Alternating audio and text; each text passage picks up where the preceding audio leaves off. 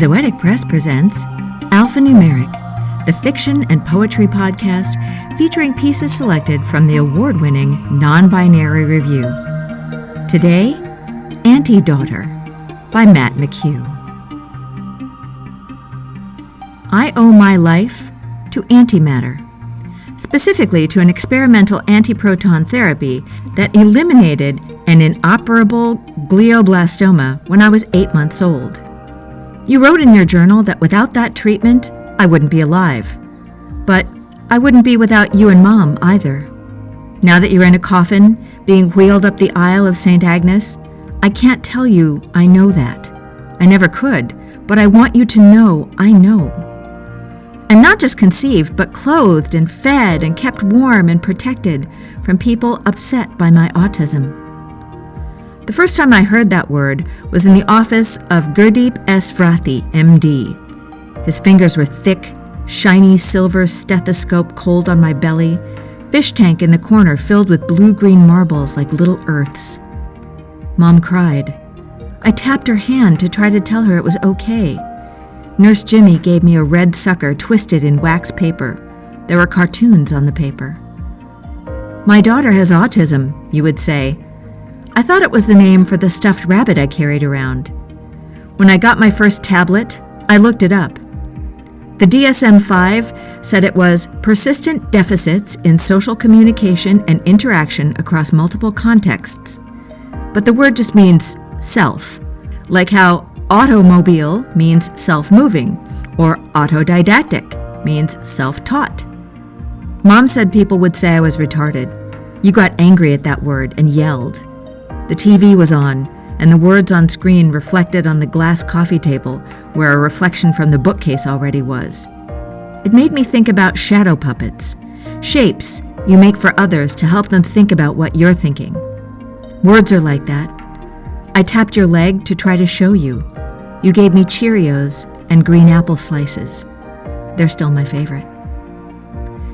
You wrote 3 papers saying the antiproton therapy was completely safe, funding disclosure, grants provided by Baryon Labs and the National Cancer Research Network. But in your personal journal, you wrote you were never free of the fear that, in pushing for the therapy, you robbed me of the world. You never showed me your journal, but I watched you type on your computer. On my tablet, I went to Settings, Wireless, Escape, Root, LAN, Documents, Personal, Login, AM_Schiller at Archimedes-P_bar, same as your bank, and I found it. I like reading what you wrote, but I was sad to read Mom died 6 years ago. I remember her casket was bright like a new penny with silver handles, cross on top with Jesus with his eyes closed. Mom gave me baths with bubbles, and I would clap and make the bubbles explode into fireworks. She would sing a Rainbow in my room at night when it was dark, except for the moon through my window. I would tilt my head, and the moon would follow me back and forth in the tree branches. White light contains the entire spectrum, and as Mom sang the color words, I could see each one in the moonlight. It was beautiful. Your casket is different from Mom's. It's gray with silver handles, no Jesus. But I understand it means you're dead. When you were still alive, when you found out you were sick, you sent me to live with Aunt Alice. In your journal, you wrote you were worried about what would happen to me and never stopped blaming yourself. I want to tell you 2 important things.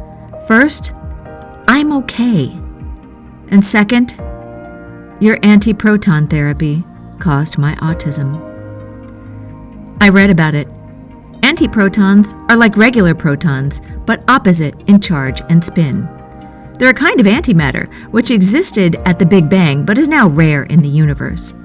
When I was a baby, you put antimatter in my head and made me the opposite of regular people.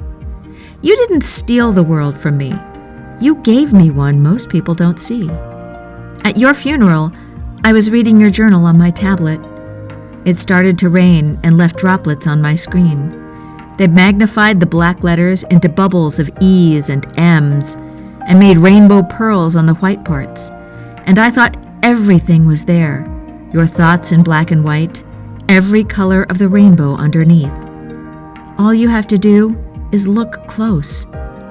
I tried to show Aunt Alice, but she just patted my hand and shushed me. I patted her hand to tell her I was okay. I read in your diary, I'll be 22 years old by the time you die. I will live for 73.69 years, more if I move to Singapore or Monaco, so I have a lot of time left. Father McDonald said we will all be reunited someday. That's true. Before the Big Bang, all mass and energy, all matter and antimatter existed in a singularity and will do so again after the Big Crunch. I read it in one of your textbooks. Maybe then I'll be able to tell you and Mom what I see in a way that's better than just shadow puppet words. But really, we are together. I have your words. I have Mom's songs. I see rows of gravestones lined up, and I know we were all just subatomic particles aligned into different patterns until something rearranges us. I want to tell Aunt Alice, but I know she won't understand. I pat her hand and hum Sing a Rainbow. Outside the car window, the moon is following me. The moon is following me, Dad. I know it's just a parallax illusion created by the proximity of the trees and the distance of the moon, but it's still beautiful. Everything is, if you look close enough. This has been Auntie Daughter by Matthew McHugh, read for you by Lisa Quintana. Our music was Rainbow Machine by My Dear Fan, provided by Pixabay.com. Alphanumeric is a production of Zoetic Press, mixed and mastered by Lisa Quintana. Head on over to our website, zoeticpress.com, and you can pre-order this piece and all the other poetry, prose, and art in issue 28, Person First in an Identity First World. Pre-order and you get 20% off, or get any issue of NonBinary Review. They're all great. If you like the podcast, please subscribe, rate, and review.